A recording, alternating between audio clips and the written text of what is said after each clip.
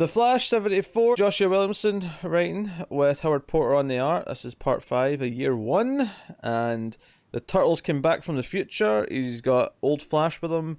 Young Flash has to save him. Old Flash tries to talk him out of intervening, because if he intervenes then he might accidentally give Turtle his speed, and therefore everything will change and the loop has to be maintained. But Young Flash is like, no, I'm going to try and change things because I'm a damn hero, and he finally puts on his real Flash suit. In a nothing moment, he just kind of builds the ring. You know, it's like, yep, that'll do. I'm just gonna say I hated this issue. I have not been this disappointment since I haven't been disappointment. I just turned into a meme. I haven't been this disappointed since the Shade stuff. Disappointed.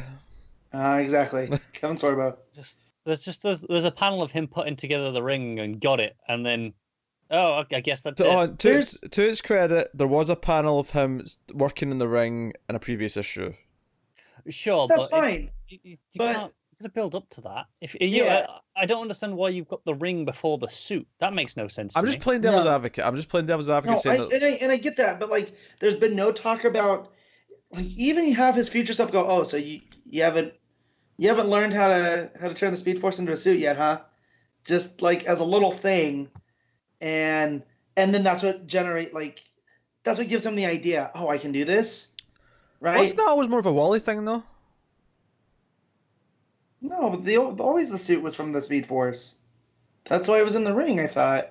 No. He just makes the fabric. Ring. Yeah. Yeah. He makes the fabric fold really small somehow. Yeah, he's basically using the atom tech. I mean, he's not really, but that's essentially he's using the atom tech. That says, I will defend Matt in the sense that there are a couple of panels of when it's going on that it seems to form around him rather than go over him. That's like an art mistake. With the fabric. No. Yeah, that's why I thought that again, this is a year 1. You can change continuity. And here's the thing. I would agree with Matt, but we do have a panel clearly showing the ring open with the small suit inside it. Because the suit being made out of the Speed Force was always Wally's thing. That was like Wally being like he was better. Yeah, so I'm mixing them then. Yeah.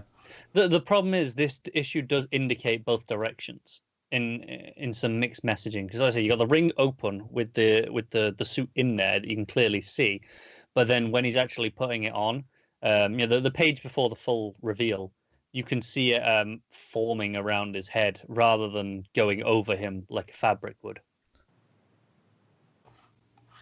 I don't know what to tell you.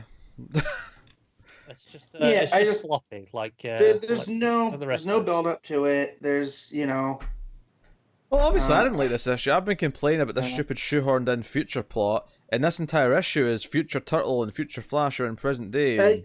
That said, I do like him talking to his older self, and him talking about Iris. I did like that. I think I'd like it more if it wasn't a year 1 story. Yeah, like if this wasn't I finally an agree with you guys that like there's even if it was a secret origin, it sucks. Like it's. No, so if this wasn't an origin at all, if this was just him meeting the older Flash at some point in his career, but not early days. This is dealing with a Turtle who's not a grade A Flash villain, right? Like we've seen Cold once or twice. Yeah, is the implication in this issue, by the way, that obviously until Young Flash is going to change it and we get continuity as we know it, that this was going to be the thing that happened that turned the city into a dystopia. That was the impression I was getting, is that this event of Turtle coming back, he turns the city into this dome with everything becomes like a post-apocalyptic wasteland kind of thing. Maybe. That was the impression I was getting. So the ring, it was chemically treated to shrink. That's why he was able to put it in the ring. Yeah. But that doesn't explain the panel of it forming around. No, that's but I'm just saying. Yeah, I'm just saying. Yeah. Also, it's weird. Obviously, he can't be inspired by Jay Garrick yet because Jay doesn't exist for another few months. Bullshit! They're reading a Flash comic in there. So that's it. Instead of being directly inspired by Jay, it's hey, the Jay was the Flash in the Flash comic, and he just takes the name from that. Which, sure, I guess. The enthusiasm. Yeah, I mean, yeah, the turtle stuff sucks. I don't like. He's a crappy villain. I do not care. I'm starting to run like I don't care about the Speed Forces. Or the Speed Forces. I care about the Speed Force. I don't care about the other forces really. This is the worst year one I've read, and that said, I'm not reading Superman year one, so don't at me. But yeah. Yeah, I don't even know what I've got to add. I mean, the only positive I have is there's only one more issue of this left. Yeah, yeah. There's a lot of turtle double page monologuing. There's a lot of. Okay, I'll say one positive thing, and that is the distinction between the turtle and the Flash. The Flash cares about family, right? They're very important to him, which is a good thing going forward with Barry and the whole Flash family aspect versus Turtle, who just sees a family as a means to an end, right? Like there was that. That's a nice little storytelling flair, but that's it. The rest of the issue I hate. Yeah, and the end of the issue is just that old Turtle is teaming up with young Turtle, so there's now I'm shocked, two turtles. I tell you. Yeah. That's the end of the issue. Now, I honestly, this is the worst arc of Williamson's run. Yeah. Yeah, I've had a few problems throughout the run, more than you guys. The Speed Forces, no, not the Speed Forces. The other forces. You did what I did. Yeah, with those two terrible characters that I really hated. That I can't remember what they were called now. Yeah. You had Forza and you had the other guy. No, it was the two villains. Gemini. Gemini. Yeah, they were terrible. And that probably was the worst part of the run. And then this happened. See, I loved how pulpy all that stuff was. Going to, the island where bad people go to vacation. Yeah, there's some flourishes there. None of that's here. Honestly, the Flash Year One is like every not everything, but it's a lot of like the really annoying, like shoehorned in tropes that comics love to do at times. It's everything that pisses me off about comic book storytelling. Is we're going to put more things into the backstory. We're going to, I don't know. Do you know what bothers me the most about this? A lot of the year ones, all the good ones, sure they add things, but they're usually really straightforward, right? They're just, hey, it's year one. We're covering it's back to basics for the character. It's just, let's just get them up and running. All of them.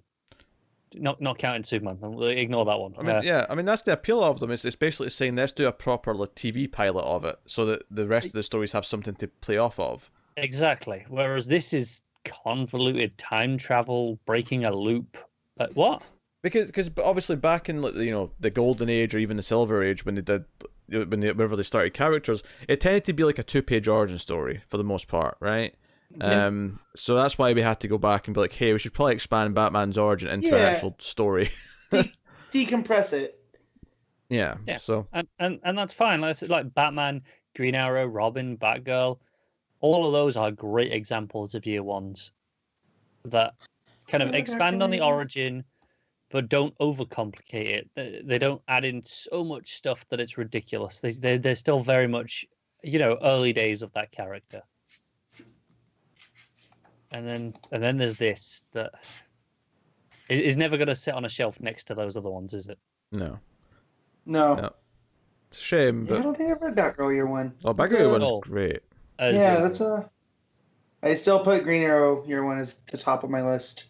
I know that's sacrilege to most because of Batman, but Batman, see, it gets credit for establishing the format essentially, but it's probably my least favorite of those. But Jock and Diggle though, that's hard to beat that combo for me. Yeah, and but might be my favorite Green Arrow story. I mean, the Lemire one, it's a little up and down, but it's a great story. Green Arrow is fantastic. All right, I guess we should rate Flash. Matt, what are you giving it? 3.